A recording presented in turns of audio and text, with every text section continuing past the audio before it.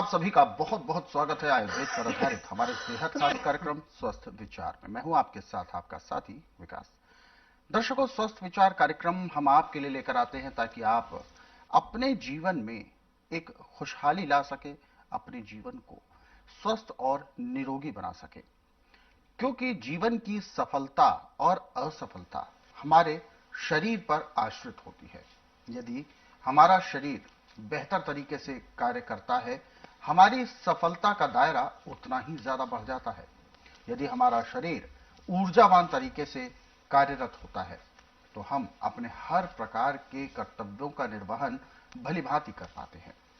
लेकिन अक्सर हम अपने सुख साधनों के वजह से या भोजन के तौर पर अगर हम देखें तो जीभ के स्वाद को जो हम महत्वता देते हैं, उसकी वजह से हम रोग अपने शरीर में जो है वो पनपा लेते हैं। और एक बार रोग पनपना शुरू होता है तो धीरे धीरे वो अन्य रोगों को बढ़ावा देता है। इन्हीं सब विषयों पर हम इस कार्यक्रम में चर्चा करते हैं और इन सभी विषयों में हमारा मार्गदर्शन करते हैं जाने माने आयुर्वेद के ज्ञाता गायत्री सिद्ध पंडित श्री लक्ष्मण दास रतन भारद्वाज जी। आइए सबसे पहले गुरु जी का स्वागत करेंगे और कार्यक्रम की शुरुआत करते हैं। गुरु जी नमस्कार। नमस्कार। दर्शकों, ये कार्यक्रम आपके लिए है और हम चाहते हैं कि आप इस कार्यक्रम का हिस्सा बने।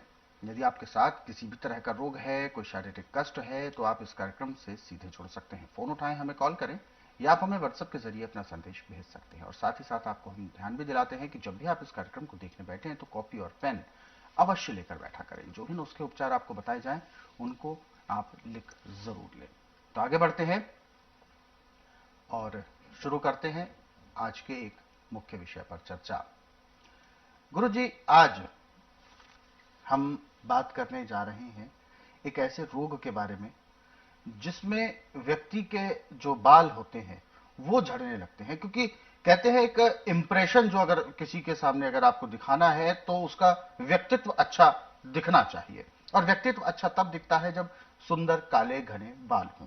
तो जब बाल ही झड़ने लग जाते हैं, जिसे गंजापन कहते हैं, जब वही आ जाता है तो व्यक्ति उम्र से पहले ही उम्र दराज लगने लगता है। तो आखिर इसके पीछे कारण क्या है?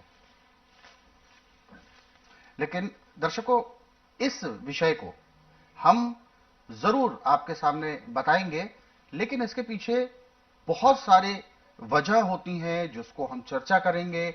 लेकिन आप सभी लोग इस कार्यक्रम को ध्यानपूर्वक जरूर देखें ताकि आप अपने जहन में इन सभी चीजों को उतार सके और जो भी नुस्खे आपको बताए जाए उनको आप नोट जरूर करें। जी गुरु। देखिए, एक तो खानदानी गंजापन होता है। अच्छा। हम इसको भी रोक लेते हैं। अच्छा। आयुर्वेद में यह है। क्योंकि कहा जाता है जो वांशिक हमें मिला होता है, अनुवांशिक जो होता है, उसको रोक पाना किसी की बस की बात नहीं होती। मेरे पास है। अच्छा। मैं खानदानी रोग मानता है कोई नहीं। कोई भी रोग नहीं मानता? कोई नहीं मानता मैं खानदानी, क्योंकि मुझे जड़ी बूटियों का ज्ञान है और जड़ी बूटियां ने मुझे सफलता दी है। अच्छा। मेरा काम है आंधे को दिखाना, बहरे को सुनाना, गूंगे से बुलाना, बांस से संतान उत्पत्ति करवाना, नमर्द को मर्द बनाना, गंजे से सिर पे बाल लाना, बिल्कुल अनहोनी को होनी करके दिखाना। जैसे आपने देखा कि मेरे बाल झड़ने शुरू हो गए, उसी टाइम आप कुछ दुकानें ऐसी होती हैं जिनमें जिन चीजों पे बैन है वो चीजों की लाइसेंस की दुकानें होती हैं, वहां से वो चीजें मिल जाती हैं। तो जहां भी फीम बिकती है जिस दुकान से, उससे आप 1 ग्राम फीम ले आए और फीम को नींबू के रस में घोल करके और अच्छी तरह पूरे सिर में मालिश करें। जहां गंजापन होने लगा है, बाल झड़ने ज्यादा लगे, वहां ज्यादा लगा है। फिर 2 घंटे तक उसको रचने दें। 2 घंटे के बाद फिर नींबू का रस निकाल के अच्छी तरह मालिश करें बालों में, और मालिश करने के बाद नवाए पानी से स्नान कर लें। हफ्ते में 3 बार। जैसे आपने सोमवार को कर लिया या इतवार को कर लिया, तो आगे बुधवार को कर लो, फिर उसके बाद शुक्रवार को कर लो। तो बाल झड़ेंगे क्या, बाल घने भी होंगे, और जो बाल आएंगे उम्र कोई भी हो काले आएंगे जी।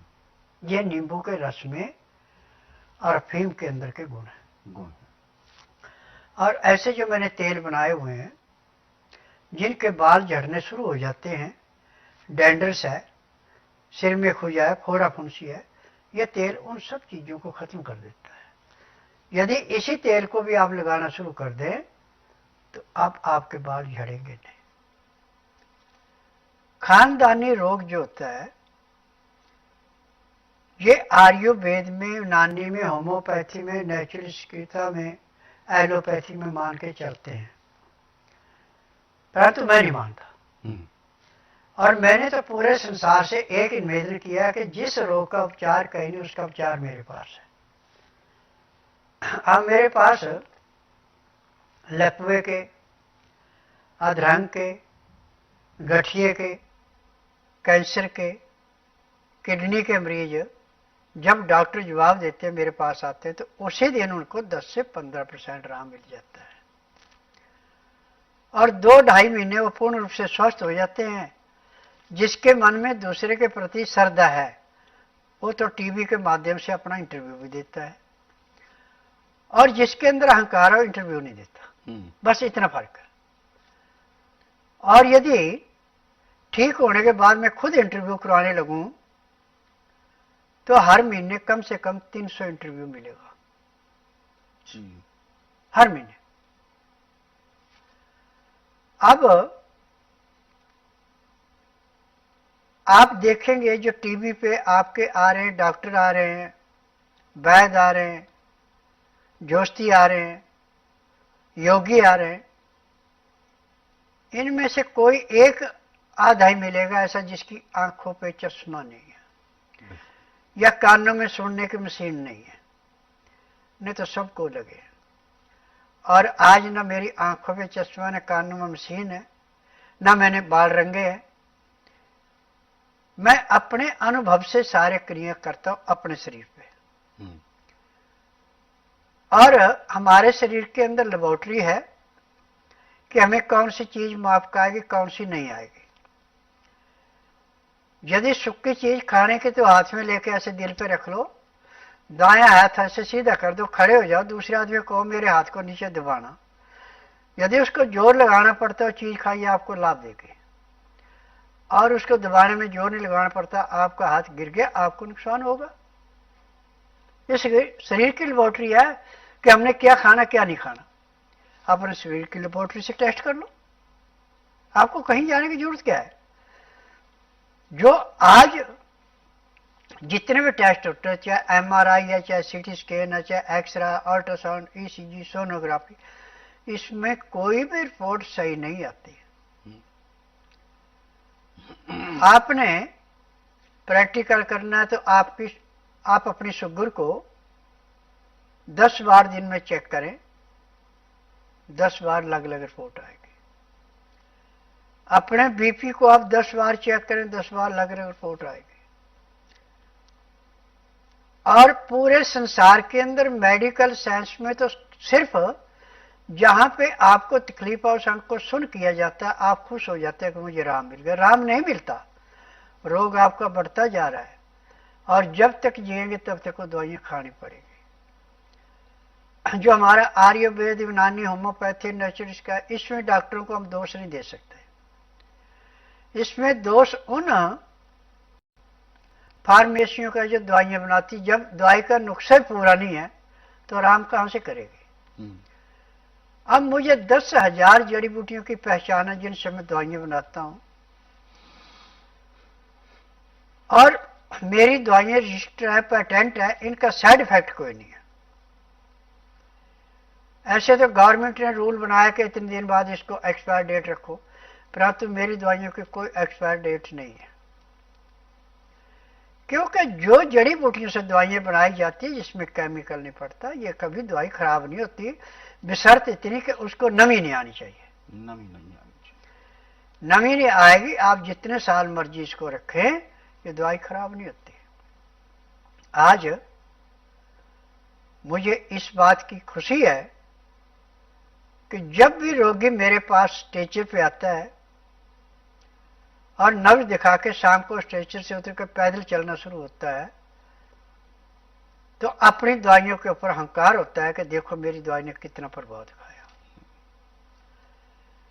अब आपके सिर में दर्द है, यदि आप एलोपैथिक दवाई खाते हैं तो कम से कम 10 से 15 मिनट लेती है सिर का दर्द मिटाने में, परंतु मैंने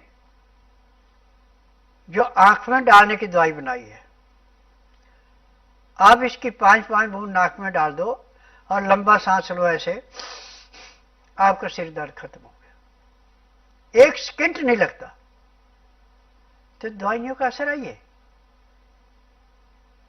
आंखों की दवाइयां मेरे पास 14 किस्म की हैं, नाक में डालने की 14 किस्म की हैं। आज ब्रेन ट्यूमर का, मंदबुद्धि बच्चों का, जिनकी मेमोरी लॉस है, उसका इलाज पूरे संसार में मेडिकल साइंस में आयुर्वेद, यूनानी, होम्योपैथी में कहीं नहीं है, परंतु मेरे पास इसका उपचार भी ऐसे है जैसे दूध में से मक्खी निकालना। पहले दिन चाहे मंदबुद्धि बच्चा है, चाहे ब्रेन ट्यूमर का है, चाहे किसी किसी का रोगी है, 10 से 15% आराम मिल जाता है और 2-2.5 महीने पूर्ण रूप से स्वस्थ होता है, दवाइयां बंद हो जाती हैं। बिल्कुल।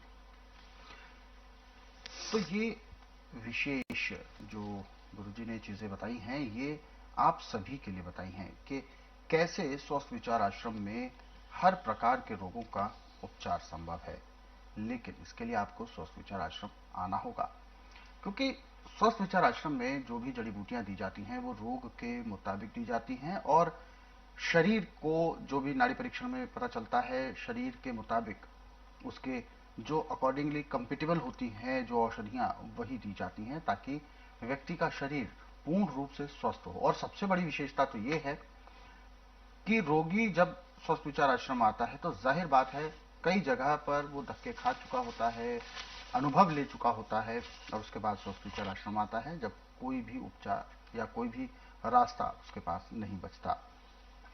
ऐसे में व्यक्ति अपने एक रोग को बढ़ा चुका होता है और कई प्रकार के रोगों को अपने शरीर में प्रवेश करा चुका होता है, यानी रोगों का भंडार बन चुका होता है उसका शरीर। और ऐसे में किसी एक रोग का ही उपचार नहीं होता, शरीर में जितने भी रोग हैं, चाहे वो आंख से संबंधित हो, नाक हो, कान हो, गला हो, इन्फेक्शन हो, ब्लड से रिलेटेड हो, या आपकी किडनी, लीवर, हृदय की समस्या है, हड्डियों की समस्या, कोई भी समस्या है, हर प्रकार का उपचार यहाँ पर संभव है और पूरे शरीर के जितने भी रोग हैं उन सभी को दूर किया जाता है। यही सबसे बड़ी विशेषता है। तो आप जल्द से जल्द स्वस्थ विचार आश्रम आकर अपना उपचार करा सकते हैं। अधिक जानकारी के लिए आप हेल्पलाइन नंबर्स पर कॉल कर सकते हैं, सुबह 10 बजे से लेकर शाम 5 बजे के बीच। दर्शकों, यदि आप इस कार्यक्रम से अभी जुड़ना चाहते हैं तो आप हमें कॉल करें, नंबर आपके टीवी स्क्रीन पर है।